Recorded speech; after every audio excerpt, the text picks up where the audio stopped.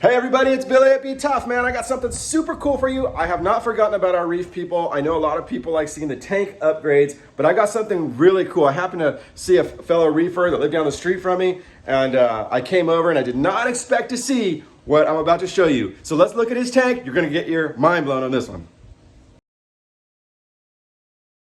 All right, man, here we are with Louie. Now, Louie, you actually do tanks here in Bakersfield, right? I do. Okay, so you're a professional. How long have you been reefing for? 22 years. 22 years. All right, man. Let's just get to it. Let's show them this tank because this thing is awesome. There's totally surprises in this tank. All right, man. Here we go. This is awesome. How big is this tank? That is a 240. 240. Bare bottom, of course. But I'm going to show you what makes this tank so cool. We'll look at everything. It's got a lot of corals in here that are cool. But take a look as we get a little bit closer, and you'll see that he has set up this sunken ship that's broken apart in 3 segments. There's a center section, there's the front section, and then of course back here with the clowns, there's the rear section, man. That is so cool. How'd you get the idea for that? You know what? Just wanted to do something different. A little different than the usual stacking of the rocks. So I wanted an old sunken ship theme. Yeah. And I love that. What's growing out of its head, man? That's so cool. that's a jack-o'-lantern. Yeah, that looks so rough. So I'm just gonna start on one side because you have some awesome growth here. These Duncans right here, right? A lot of people are hit and miss with that. You know, some people say they're hard. I have a hard time with them. You say that, well, obviously they do really good. What's the key to this? They love flow, they love light, and they love to eat. Yeah, man, how long has that been growing like that? I mean, where'd you start with? How many heads? It's about a 1.5 years old. How many heads do you have when you started? About half of that. Half that, okay. Yeah, they kind of exponentially grow pretty good, right? Once they get growing, they grow pretty fast. Yeah, man, these are awesome back here. What are we looking at back here? Those are the Space Invaders. Space Invaders. That's the Pectina. Wow. So what's your feeding regimen right now? I feed about, the coral I feed about 3 times a week. What do you feed? I do reef chili, beanie pads, some reefroids. Okay. And then they also eat what I feed the fish. Yeah. Of course, you got your hammers over here, bicolor. Those are cool. Now, what do we got back here on top of the ship? Those are all Acroporas, different. I got tons. Yeah. On my acro head. It's cool too because you have a couple of varieties that are kind of grown into each other, right? You can't really see. I know the color doesn't show, but a lot of the time people think they'll kill each other, but they kind of get along. Sometimes they'll survive. Yeah. Yeah. You know, one thing I see in here, we talked about it. So let's look at the fish real quick, and then we'll get back to some of the corals. You see all these, like, you can't even get yellow tangs now. I mean, what would that be? $400? About $400-500. If someone even would get rid of it, right? Yeah. It used to be about $30 back in the day. And of course, you have a. I mean, that, you know what's funny is that thing's probably what, 2 times more than that purple tang now, right? Yeah. Oh yeah, easy. Yeah. And that actually came from a buddy of mine who tore his tank down. He actually converted from salt to fresh. Yeah. So I got the thing. You know, one of my biggest surprises when I saw it here, it actually looks cool, but you said, man, I don't know, like this damsel, right? Is a velvet, right? Yep. You say he's the bully of the tank. He's the bully of the tank, yeah. Yeah, but he looks cool. They kind of lose their color though as they get bigger. That's kind of all damsels. He's been losing his blue. Yeah. He gets. Right. Man, I love it though, man. What a wide variety of fish you have here. It's so cool.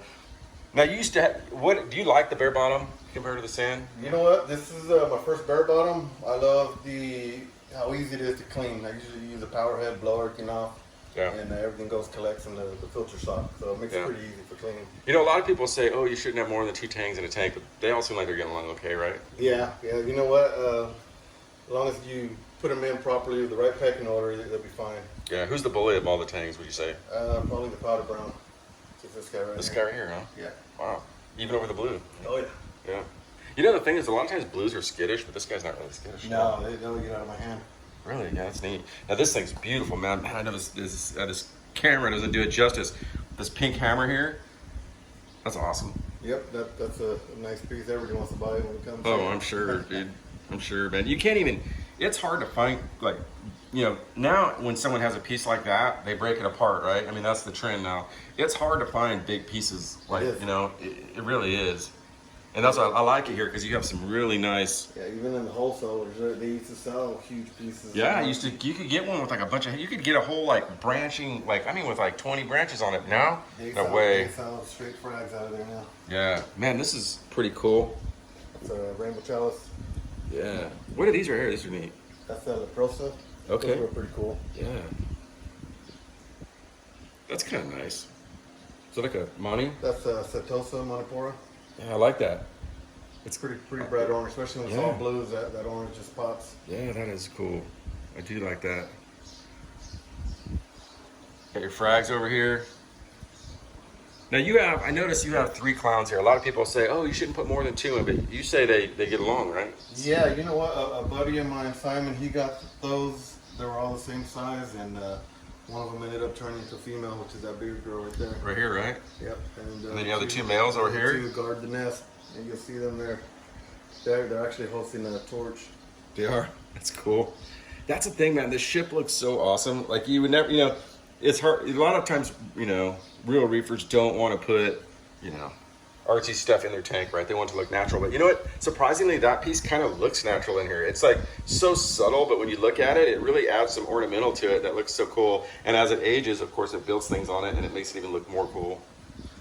Yeah, so I actually took a bunch of rocks and broke them down and glued them to the actual ship. So each did? Oh yeah, so each ship has had its own rocks on it. Yeah, maybe that's why it looks so cool. It's so integrated into everything.